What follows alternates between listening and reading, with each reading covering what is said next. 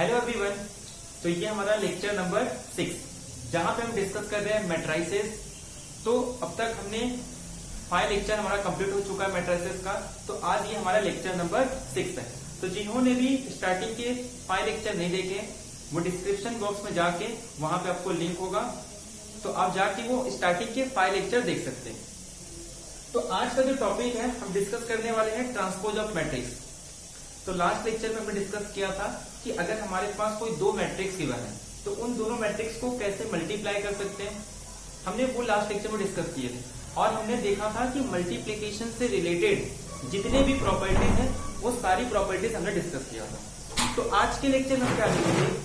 आज के लेक्चर में हमको देखना है एक तो ट्रांसपोज ऑफ मैट्रिक्स, उसके बाद हम देखेंगे कि ट्रांसपोज ऑफ मैट्रिक्स के प्रॉपर्टीज, उसके बाद हम डिस्कस करेंगे दो इंपॉर्टेंट टाइप्स ऑफ मैट्रिक्स। पहला है सिमेट्रिक मैट्रिक्स और सेकेंड है स्क्यू सिमेट्रिक मैट्रिक्स। तो आज ये हमको डिस्कस करना है। तो स्टार्ट करते हैं ट्रांसपोज ऑफ मैट्रिक्स से। तो ट्रांसपोज ऑफ मैट्रिक्स ये जो कॉन्सेप्ट है, जब हम सिमेट्रिक और स्क्यू सिमेट्रिक पढ़ेंगे तो वहां पे ये कॉन्सेप्ट यूज होने वाला है और आगे चल के इसके काफी एप्लीकेशन है। तो स्टार्ट करते हैं हमारा टॉपिक आज का, जिसका नाम है ट्रांसपोज ऑफ मैट्रिक्स। तो आज का जो टॉपिक है ट्रांसपोज ऑफ मैट्रिक्स। अब ट्रांसपोज ऑफ मैट्रिक्स होता क्या है? जैसे मान लो एक मैट्रिक्स है 1 2 3 4 6 8। ये हमारे पास एक मैट्रिक्स है जिस मैट्रिक्स का ऑर्डर है 2 क्रॉस 3, मतलब नंबर ऑफ रो 2 है और कॉलम 3 है। ये हमारे पास एक मैट्रिक्स है। अब सपोज एक नया मैट्रिक्स फॉर्म करते हैं, सपोज को नाम नहीं देते, एक नया मैट्रिक्स बनाते हैं कि इस रो को, यहाँ पे ये जो रो है ना, इसको हम लोग कॉलम में लिखेंगे। मतलब जो हमारा नया मैट्रिक्स होगा, फर्स्ट रो को कॉलम में लिख देते हैं 1 2 3 और सेकेंड रो को सेकेंड कॉलम में। तो यहाँ पे जो नया मैट्रिक्स फॉर्म हुआ है इसे हम कहते हैं ए ट्रांसपोज, या फिर सिंपली इसे ए डैश से डिनोट करते हैं। तो कहीं पे आपको ए ट्रांसपोज लिखा हुआ मिलेगा और कहीं पे आपको ए डैश लिखा हुआ मिलेगा। ठीक है, मीन्स हमने क्या किया, जो हमारे पास रो में था उसे हमने कन्वर्ट कर दिया कॉलम में और सेकेंड रो को सेकेंड कॉलम में। यानी रो को कॉलम में क्या करना है, आपस में इंटरचेंज करना है, या फिर ये कह सकते हैं कॉलम को रो में लिखना है। मतलब फर्स्ट रो, यहाँ का जो फर्स्ट कॉलम है वो यहाँ पे फर्स्ट रो होगा। ठीक इसी तरीके से यहाँ का सेकेंड कॉलम, यहाँ का सेकेंड रो, यहाँ का थर्ड कॉलम, यहाँ का थर्ड रो। मीन्स रो और कॉलम को आपस में इंटरचेंज करना। तो इस कॉन्सेप्ट को हमने नाम दिया है ट्रांसपोज ऑफ अ मैट्रिक्स। तो ट्रांसपोज ऑफ मैट्रिक्स कुछ नहीं, किसी एक मैट्रिक्स के रो और कॉलम को आपस में इंटरचेंज कर दो तो जो नया मैट्रिक्स फॉर्म होता है उसे हम कहते हैं ट्रांसपोज ऑफ मैट्रिक्स। तो अब डिस्कस करते हैं इससे रिलेटेड प्रॉपर्टी। अब ये तो हो गया हमारा डायरेक्ट एग्जांपल से। अगर इसे डेफिनेशन कैसे होगा,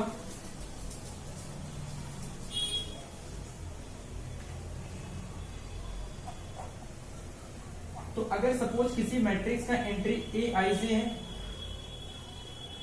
तो ट्रांसपोज के जो एंट्री होंगे वो ए जे आई, मतलब जो रो है वो किससे इंटरचेंज हो जाएगा, कॉलम से, और कॉलम किससे इंटरचेंज हो जाएगा, रो। या फिर और एक डेफिनेशन लिख सकते हैं कि ए ट्रांस, कि अगर ए का मैट्रिक्स, ए मैट्रिक्स का ऑर्डर अगर m क्रॉस n है तो ए ट्रांसपोज का जो ऑर्डर होगा वो होगा n क्रॉस m। मतलब जितने नंबर ऑफ रो है उतने नंबर ऑफ ट्रांसपोज में कॉलम होंगे और जितने नंबर ऑफ यहाँ पे कॉलम है उतने नंबर ऑफ ट्रांसपोज में रो होंगे। मीन्स रो कॉलम से चेंज होगा और जो कॉलम होगा वो सिंपल रो से चेंज होगा। तो ये दो बातें आपको याद रखनी है कि जो एंट्री यहाँ पे ए आई जो होगा वही सेम एलिमेंट ट्रांसपोज में ए जे आई का एंट्री होता है, और यहाँ पे अगर ऑर्डर m क्रॉस n है तो यहाँ पे ऑर्डर n क्रॉस n। जैसे फॉर एग्जांपल अगर ए मैट्रिक्स का ऑर्डर 4 क्रॉस 3 है तो ट्रांसपोज का ऑर्डर होगा 3 क्रॉस 4। अब इससे रिलेटेड प्रॉपर्टी देखते हैं। तो हमको 4 प्रॉपर्टी देखना है। पहला प्रॉपर्टी रिलेटेड है कि अगर ट्रांसपोज का एक बार ट्रांसपोज लेके अगर फिर से ट्रांसपोज ले ले तो आंसर क्या आने वाला है। और अगर मान लो कोई दो मैट्रिक्स है और पहले ऐड करके फिर ट्रांसपोज ले, या फिर ट्रांसपोज लेके दोनों मैट्रिक्स को ऐड करें तो दोनों में क्या डिफरेंस होगा। ठीक उसी तरीके से मल्टीप्लीकेशन और स्केलर के साथ देखते। तो पहला प्रॉपर्टी कि ट्रांसपोज और ट्रांसपोज क्या होता है। जैसे मान लो एक मैट्रिक्स है 2x3 ऑर्डर का, हमने एक मैट्रिक्स ले लिया जिस मैट्रिक्स की ऑर्डर है 2x3। अगर इसका एक बार ट्रांसपोज लेंगे तो जो हमारे पास नया मैट्रिक्स होगा उस मैट्रिक्स का ऑर्डर क्या हो जाएगा। अगर ये 2x3 है तो जो न्यू मैट्रिक्स होगी ट्रांसपोज उस मैट्रिक्स का ऑर्डर होगा 3x2। अगर फिर से हम दो बार ट्रांसपोज ले लें तो ये 3x2 का हो जाएगा 2x3। मतलब दो बार ट्रांसपोज लेने पे ऑर्डर तो सेम हो जाते हैं। मतलब यहाँ पे अगर 2x3 है तो यहाँ पे 3x2 और यहाँ पे फिर से 2x3। मतलब मैट्रिक्स का ऑर्डर और ट्रांसपोज का ट्रांसपोज लेने पे ऑर्डर तो सेम होगा। अब एंट्री के देखते हैं कि एंट्री में क्या चेंज होगा। अब 2x3 है तो 1 2 0 3 4 6। एक बार ट्रांसपोज लेंगे तो जो रो में है उसको कॉलम में लिख देंगे 1 2 0 और जो सेकेंड रो है उसे सेकेंड कॉलम में लिख देंगे 3 4 6। अब क्या करेंगे, अब जो रो दिख रहा है उसको फिर से कॉलम में लिख देंगे, क्योंकि ट्रांसपोज का फिर से ट्रांसपोज लेना है। मतलब ट्रांसपोज का फिर से ट्रांसपोज लेना है तो ये ए ट्रांसपोज का फिर से ट्रांसपोज। 1 3 को रो को कॉलम में लिख देंगे, सेकेंड रो को सेकेंड कॉलम, थर्ड रो को थर्ड कॉलम। अगर आप ध्यान से देखें तो ए मैट्रिक्स ए ट्रांसपोज के इक्वल हो गया 1 2 0 1 2 0 3 4 6 3 4 6। मतलब ट्रांसपोज का अगर मैट्रिक्स का ट्रांसपोज और फिर से एक बार ट्रांसपोज अप्लाई करें तो मैट्रिक्स आपस में सेम हो जाता है। तो हमारा जो प्रॉपर्टी नंबर 1 है वो ये कहता है कि अगर ए ट्रांसपोज का फिर से ट्रांसपोज देंगे तो वो इक्वल हो जाएगा मैट्रिक्स ए के। तो property number 1 transpose of transpose is equal to A. तो ये हमारा प्रॉपर्टी नंबर 1। अब देखते हैं प्रॉपर्टी नंबर 2। तो प्रॉपर्टी नंबर 2, 3, 4 मैं आपको लिख के दे देता हूं। आप एग्जाम्पल खुद से एग्जाम्पल लेके उसे प्रूव कर सकते हैं। तो प्रॉपर्टी नंबर 2 ये है कि अगर हमारे पास दो मैट्रिक्स हैं, मैट्रिक्स को पहले ऐड कर दो और फिर उसका ट्रांसपोज लेना है ए टी और ए डैश। तो ए प्लस बी को ऐड करके फिर उनका ट्रांसपोज लेंगे, या फिर पहले ट्रांसपोज लेके फिर ऐड कर दो, दोनों का आंसर सेम होगा। तो ये आप एग्जाम्पल लेके प्रूव कर सकते हैं कि दोनों मैट्रिक्स आपस में इक्वल होते हैं। ये हमारा प्रॉपर्टी नंबर 2।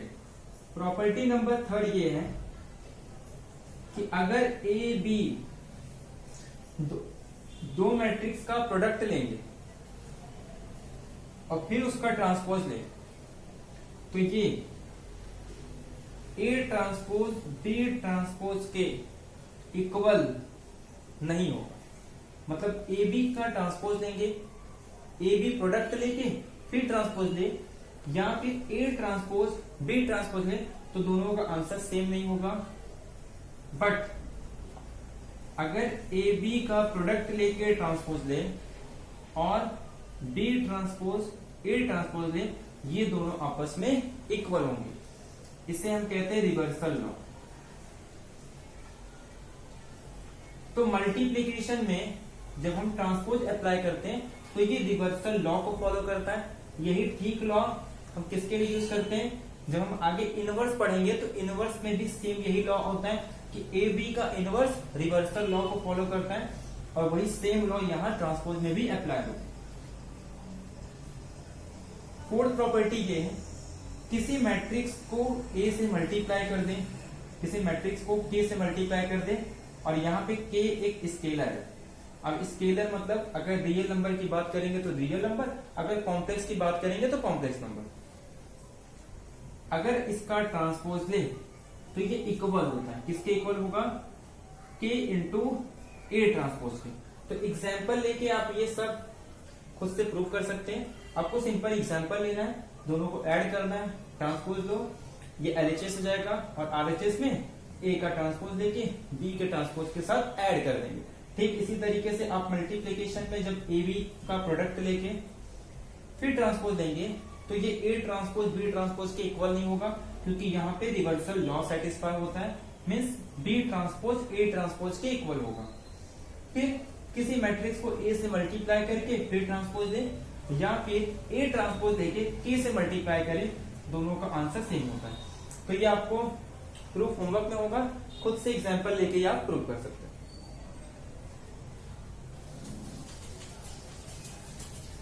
अब हम देखते हैं टाइप्स ऑफ मैट्रिसेस। तो आज हम दो मैट्रिक्स देखेंगे, जिसमें पहला है सिमेट्रिक और सेकेंड है स्क्यू सिमेट्रिक। अब सिमेट्रिक और स्क्यू सिमेट्रिक क्या होता है, जिसे मान लो एक मैट्रिक्स गिवन है A, एक मैट्रिक्स गिवन है A, हमने एक मैट्रिक्स ले लिया A ट्रांसपोज। जैसे सपोज एक मैट्रिक्स है 1 2 2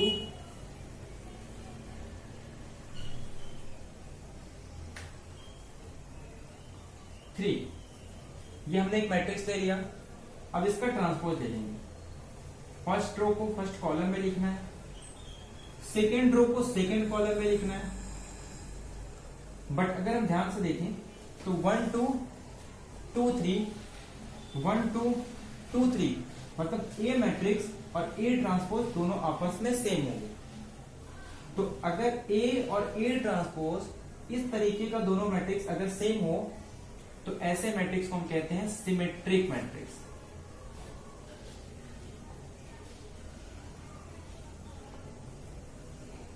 फिर से सुनो, अगर एक मैट्रिक्स गिवन है और अगर इसके रो कॉलम को आपस में इंटरचेंज कर दे, यानी A का ट्रांसपोज ले ले और A और A ट्रांसपोज आपस में इक्वल हो जाए, मतलब A की वैल्यू अगर A ट्रांसपोज के इक्वल हो जाए, तो ऐसे मैट्रिक्स को हम कहते हैं कि वो मैट्रिक्स कैसा होगा, सिमेट्रिक मैट्रिक्स होगा। तो सिमेट्रिक मैट्रिक्स मतलब A और A ट्रांसपोज अगर आपस में इक्वल होते हैं, तो ऐसे मैट्रिक्स को हम कहते हैं कि वो मैट्रिक्स हमारा सिमेट्रिक मैट्रिक्स होगा।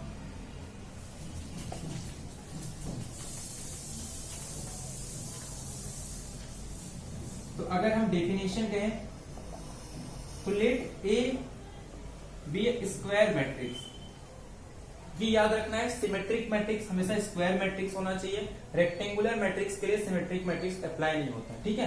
तो A be a square matrix of order n, अगर स्क्वायर मैट्रिक्स है तो सिंपल n लिखेंगे, इसका मतलब मैट्रिक्स का order n by n। Let A be a square matrix of order n, then A is said to be a symmetric if अगर Aij is equal to Aj for all Ij। अब इसका मतलब क्या है कि हर एक Aij Aj के equal होगी, मीन्स अगर रो और कॉलम को आपस में इंटरचेंज कर दें फिर भी दोनों हर एक एलिमेंट क्या होने चाहिए, सेम। तो ऐसे मैट्रिक्स को हम कहते हैं सिमेट्रिक मैट्रिक्स। तो आपको नोट याद रखना है, पहला नोट कि A is equal to A transpose, ये सिमेट्रिक मैट्रिक्स का कंडीशन। एक डेफिनेशन तो ये हो गया कि A I J किसके इक्वल होना चाहिए, A J I के इक्वल, या फिर ये कह सकते हैं कि A A ट्रांसपोज के इक्वल होना चाहिए। तो ऐसे मैट्रिक्स को हम कहते हैं सिमेट्रिक मैट्रिक्स। अब अगर हम रिकॉल करें तो हमने लास्ट लेक्चर में 3 टाइप के मैट्रिक्स देखे थे। पहला मैट्रिक्स डायगोनल और स्केलर मैट्रिक्स, और एक टाइप था आइडेंटिटी मैट्रिक्स। तो आज हम चेक करते हैं कि क्या तीनों मैट्रिक्स सिमेट्रिक है। तो स्टार्ट करते हैं। तो लास्ट तो हमने टाइप्स ऑफ मैट्रिसेस में 3 अलग अलग टाइप के मैट्रिक्स डिस्कस किए थे, जिसमें एक था डायगोनल मैट्रिक्स, एक था स्केलर मैट्रिक्स और एक था आइडेंटिटी मैट्रिक्स। अब हमें ये चेक करना है कि क्या ये तीनों मैट्रिक्स सिमेट्रिक मैट्रिक्स होते हैं। अब डायगोनल मैट्रिक्स कैसे होता है? डायगोनल मैट्रिक्स के एंट्री यहां पे सपोज ABC है और बाकी सारे एंट्री 0। अब डायगोनल का मतलब क्या होता है कि डायगोनल के अलावा सारे एलिमेंट 0, मतलब ये 0, ये 0, ये 0, ये 0, ये 0, 0, मतलब डायगोनल को छोड़ के जितने भी एलिमेंट होंगे वो सारे 0 होंगे। और डायगोनल पे कोई भी एलिमेंट हो सकते हैं। अब AB चाहे डिस्टिंक्ट हो या 0 हो या AB इक्वल हो, C डिफरेंट हो या AC इक्वल हो या BC इक्वल हो या सारे इक्वल हो या सारे 0, ऐसे मैट्रिक्स को हम डायगोनल मैट्रिक्स कहते हैं। स्केलर मैट्रिक्स में डायगोनल वाले सारे एलिमेंट सेम और बाकी सारे एलिमेंट 0, इसे हम स्केलर मैट्रिक्स कहते हैं। और आइडेंटिटी मैट्रिक्स डायगोनल पे तो 1 और बाकी सारे एंट्री 0। तो ये हमने एक एग्जांपल ले लिया 3x3 ऑर्डर का डायगोनल मैट्रिक्स, स्केलर मैट्रिक्स और आइडेंटिटी मैट्रिक्स। अब हर एक मैट्रिक्स का क्या निकालना है? ट्रांसपोज। अब अगर हर एक मैट्रिक्स का अगर हम ट्रांसपोज निकाले, A transpose, A transpose, A transpose, और ट्रांसपोज में क्या करते हैं? रो को कॉलम में लिखना है, तो ये हो जाएगा A0 0, फिर 0B 0, 0 0 C। ठीक इसी तरीके से पहले रो को पहले कॉलम में A0 0, फिर 0 A0 और थर्ड रो को थर्ड कॉलम में।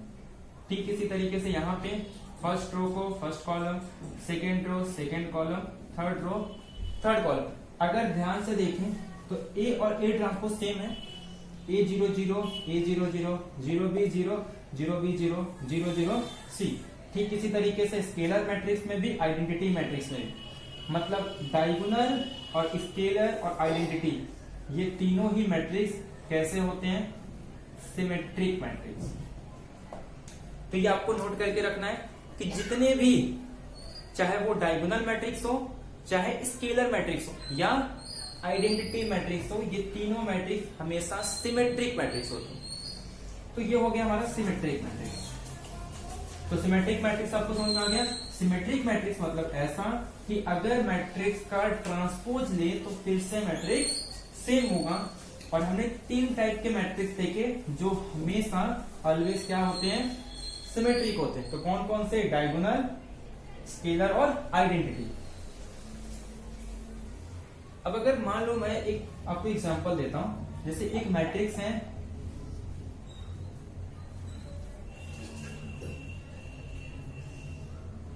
जैसे आपको 4 अलग अलग मैट्रिक्स है।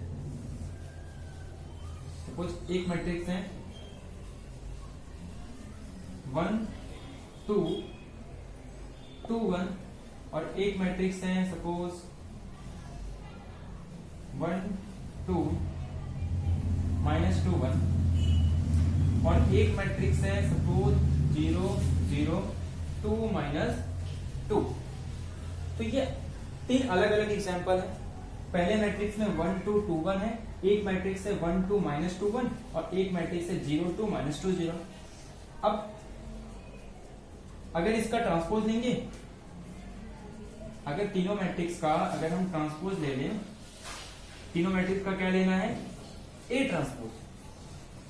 तो रो को कॉलम में लिखेंगे, सेकेंड रो को सेकेंड कॉलम में, first row first column, second row second column, first row first column, second row second column. अगर पहले एग्जांपल में देखें तो 1 2 1 2 के इक्वल है, 2 1 2 1 के इक्वल है, मतलब ये मैट्रिक्स कैसा हो गया? Symmetric matrix. अगर यहां पे देखें तो फर्स्ट रो तो सेम नहीं है, मतलब ये सिमेट्रिक मैट्रिक्स नहीं होगा, तो यहां पे कैंसिल कर देंगे। यहां पे ध्यान 0 2 0 -2 इक्वल नहीं है, तो यहां पे इसको हम कहेंगे कि ये दोनों मैट्रिक्स आपस में सिमेट्रिक नहीं है, बट ये मैट्रिक्स कैसा है? सिमेट्रिक है। अच्छा, और एक चीज ध्यान दो, अगर इसका माइनस ले तो क्या होगा? सपोज माइनस ले लेते हैं, अगर इस मैट्रिक्स को माइनस से मल्टीप्लाई कर दें तो ये मैट्रिक्स क्या होगा, -1, ये 2, -2, -1, मतलब माइनस ऑफ ए ट्रांसपोज लेना है। तो ये 0 का 0, -2 का 2, 2 का -2 और 0 का 0। अब अगर ध्यान से देखें ये मैट्रिक्स अभी भी इक्वल नहीं आ रहा है, क्योंकि यहाँ पे 1 2 है, यहाँ पे -1 2 है, मतलब ट्रांसपोज ले रहे फिर भी इक्वल नहीं आ रहा है, मतलब ये सिमेट्रिक मैट्रिक्स भी नहीं। ट्रांसपोज लेके फिर उसको माइनस से मल्टीप्लाई किए फिर भी इक्वल नहीं आ रहा है। बट यहाँ पे मैट्रिक्स का ट्रांसपोज लेके जब हम माइनस से मल्टीप्लाई कर रहे तो वो सेम आ रहा है, तो ये सेम आ रहा है, मतलब मैट्रिक्स का ट्रांसपोज लो और फिर निगेटिव से मल्टीप्लाई करें तो सेम आ रहा है। तो इस मैट्रिक्स को एक काम करते कुछ नाम दे देते हैं। तो अगर किसी मैट्रिक्स का ट्रांसपोज लेके और फिर उसको माइनस से मल्टीप्लाई करें, यानी ए और ए ट्रांसपोज अगर इक्वल हो जाए तो ऐसे मैट्रिक्स को नाम दिया गया है स्क्यू सिमेट्रिक मैट्रिक्स। तो देखो, अगर मैट्रिक्स का ट्रांसपोज इक्वल हो जाए तो सिमेट्रिक मैट्रिक्स, मैट्रिक्स और ट्रांसपोज का निगेटिव इक्वल हो जाए तो हम कहेंगे स्क्यू सिमेट्रिक मैट्रिक्स। मतलब सिमेट्रिक मैट्रिक्स ही है बट स्क्यू सिमेट्रिक सिर्फ नेमिंग दिया है कि ऐसे मैट्रिक्स को हम क्या कहेंगे, स्क्यू सिमेट्रिक मैट्रिक्स, जब ए और माइनस ए ट्रांसपोज आपस में क्या हो जाएंगे, इक्वल हो जाएंगे। ठीक है, तो अब अगर निगेटिव मैट्रिक्स, अगर स्क्यू सिमेट्रिक मैट्रिक्स को डिफाइन करना हो तो कैसे डिफाइन करेंगे,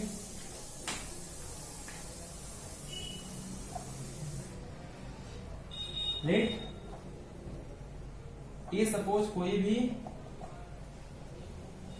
n क्रॉस n ऑर्डर का स्क्वायर मैट्रिक्स है, या फिर सिंपल इसे कह सकते हैं let A be a any square matrix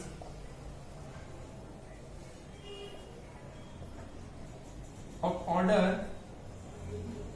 n is said to be skew symmetric matrix।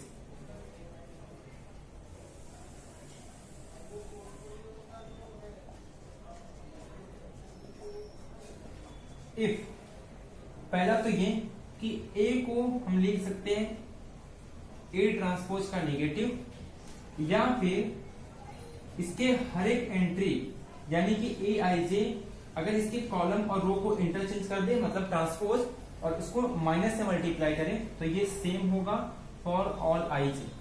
तो या तो ये डेफिनेशन लिखा होगा या दोनों डेफिनेशन। तो ये दोनों ही डेफिनेशन किसके हैं, स्क्यू सिमेट्रिक मैट्रिक्स के। मतलब पहले तो मैट्रिक्स का ट्रांसपोज ले लो और फिर उसको माइनस से मल्टीप्लाई कर दो, तो ऐसे मैट्रिक्स को हम कहते हैं स्क्यू सिमेट्रिक मैट्रिक्स। बट आपको एक चीज याद रखना है, अगर हमें कंस्ट्रक्ट करना हो, सबसे इंपॉर्टेंट ये है कि अगर हमें खुद से कंस्ट्रक्ट करना हो सिमेट्रिक मैट्रिक्स और स्क्यू सिमेट्रिक मैट्रिक्स, तो कैसे कंस्ट्रक्ट करेंगे।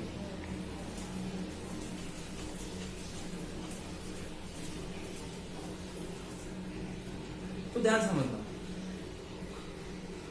यहां पे हम कंस्ट्रक्ट करते हैं सिमेट्रिक मैट्रिक्स और यहां पे कंस्ट्रक्ट करेंगे स्क्यू सिमेट्रिक मैट्रिक्स। तो जैसे मान लो 3x3 मैट्रिक्स कंस्ट्रक्ट करना है, और वो कैसा मैट्रिक्स होना चाहिए, एक बार सिमेट्रिक और एक बार स्क्यू सिमेट्रिक। तो अगर मैं पहले रो में एबीसी लिख रहा हूं तो वही सेम चेंज करने पे कॉलम में होना चाहिए। तो एक काम करते हैं, कॉलम में वही मैट्रिक्स लिख देते हैं, क्योंकि अगर अब मैं रो को कॉलम में इंटरचेंज करूंगा तो यही मैट्रिक्स होगा, और कॉलम को अगर रो में इंटरचेंज करूंगा तो सेम मैट्रिक्स होगा। मतलब जो चीज रो में लिखना है उसी सेम चीज को कॉलम में लिख दो। अब ये तो पहले से फिल हो गया, तो ए बी सी, अब यहां पे लिखते हैं डी ई। अब जो सेकेंड रो है उसी को सेकेंड कॉलम में लिखना है, तो बी डी यहाँ पे ई लिख देंगे, और यहाँ पे इसके पास ऑप्शन बच रहा है एफ। तो इस तरीके से हम कंस्ट्रक्ट करते हैं मैट्रिक्स सिमेट्रिक मैट्रिक्स। अगर हमें स्क्यू सिमेट्रिक मैट्रिक्स कंस्ट्रक्ट करना है तो अब ध्यान से सपोज मान लो यहाँ पे ए बी कंस्ट्रक्ट कर रहे हैं, तो यहाँ पे ए बी, यहाँ पे सी। अब क्या करना है, जो रो में लिख रहे हैं कॉलम में उसका निगेटिव होना चाहिए। अब ध्यान देना, अगर मुझे पहले का निगेटिव करना है, जैसे अगर मैं सोचूं कि ए को निगेटिव कर दूं, तो ये पहले रो में इसी पोजीशन पे आ रहा है, बट सेकेंड भी सेम ए ही पोजीशन पे आ रहा है। अब सेम टाइम पे किसी नॉन जीरो नंबर को हम प्लस या माइनस नहीं कर सकते। जैसे मान लो एक नंबर है 0, 1, -1, 2, -1 और 2। 1 को दो साइन नहीं दे सकते हैं, ऐसे -1 या तो -1 होगा या तो +1 होगा। सेम टाइम पे हम ये नहीं कह सकते कि ये नेगेटिव साइन भी होगा ये पॉजिटिव साइन। तो डायगोनल का जो एलिमेंट होगा वो कभी भी नॉन जीरो पॉसिबल ही नहीं होगा, क्योंकि वो अपना प्लेस चेंज नहीं कर रहा है। क्योंकि डायगोनल का जो एंट्री होता है वो A, I, मतलब रो और कॉलम सेम होते हैं, जैसे A11, A22 और A33। अगर इसको आपस में चेंज करें तो सेम एलिमेंट आता है, मतलब सेम टाइम पे ये माइनस और प्लस वैल्यू नहीं दे सकता। तो ऐसी कौन सी वैल्यू होगी कि जिसको सेम टाइम पे माइनस से मल्टीप्लाई करे तो भी आंसर वही आएगा, प्लस से मल्टीप्लाई करे तो भी आंसर होगा। हम इसे प्रूव भी करेंगे, बट यहाँ पे पहले कंस्ट्रक्ट करते समय समझ में आना चाहिए कि कैसे, क्यों यहाँ पे ये डायगोनल का एलिमेंट 0 होता है। तो यहाँ पे डायगोनल पे हमारे पास 0 ही एक पॉसिबिलिटी है, इसके अलावा क्यू सिमेट्रिक मैट्रिक्स में और कोई एंट्री नहीं आ सकती। अब क्या करना है, जो BC लिख रहे हैं यहाँ पे माइनस लगा के -BC, फिर डायगोनल में लिख दो 0 और यहाँ पे सपोज B, तो यहाँ पे -B, तो ये B, यहाँ पे 0 का तो 0 ही होगा, और यहाँ पे D है तो -D, और फिर से डायगोनल पे 0। मतलब सिंपल, जो डायगोनल पे है डायगोनल पे 0 लेना है, और जो डायगोनल के ऊपर होगा डायगोनल के नीचे से उसका साइन चेंज करना है। जैसे यहाँ पे BCD है तो B का -B, C का -C, D का -D, और यहाँ पे डायगोनल एलिमेंट चाहे वो डिस्टिंक्ट भी हो सकते हैं, सेम भी हो सकते हैं। डायगोनल एलिमेंट का कोई इफेक्ट नहीं होता सिमेट्रिक मैट्रिक्स पे, बट डायगोनल के ऊपर वाले जो होंगे वही सेम किसमें लिखना है, डायगोनल के नीचे। A21 को A21 के प्लेस पे, A13 को A31 के प्लेस पे, A23 को A32 के प्लेस पे सेम रखना है। तो इस तरीके से हम कंस्ट्रक्ट करते हैं सिमेट्रिक मैट्रिक्स को, और इस तरीके से कंस्ट्रक्ट करते हैं सिमेट्रिक मैट्रिक्स को।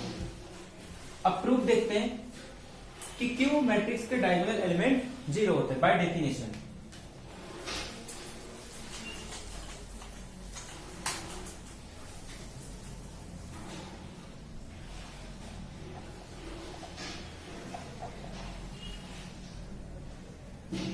अब स्क्यू सिमेट्रिक मैट्रिक्स का डेफिनेशन क्या होता है?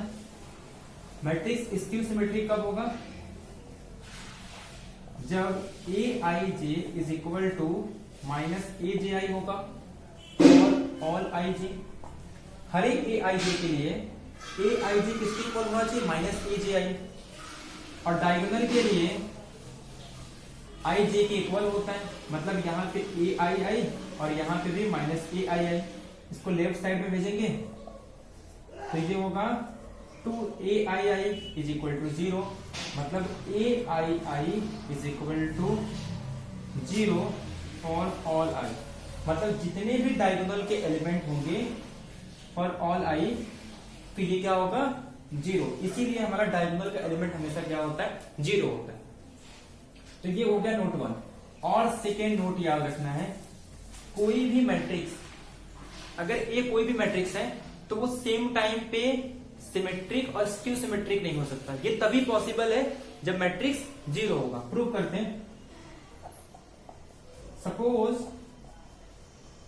कि A is symmetric and skew symmetric, ठीक है।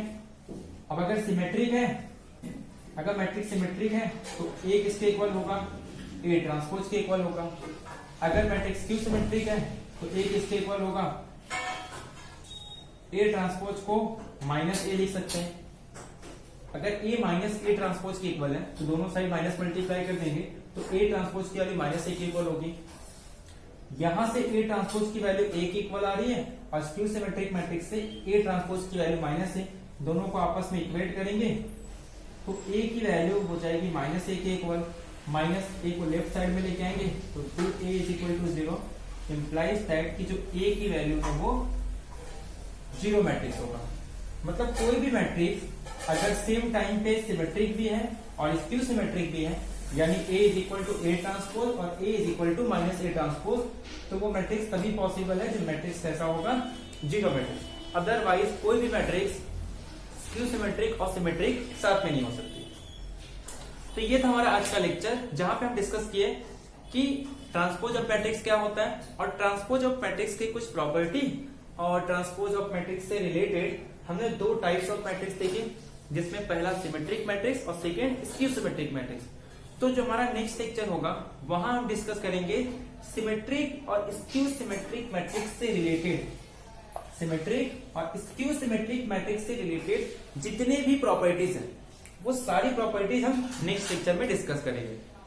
तो आज का लेक्चर यही एंड करते हैं, मिलते हैं नेक्स्ट लेक्चर में। Thank you.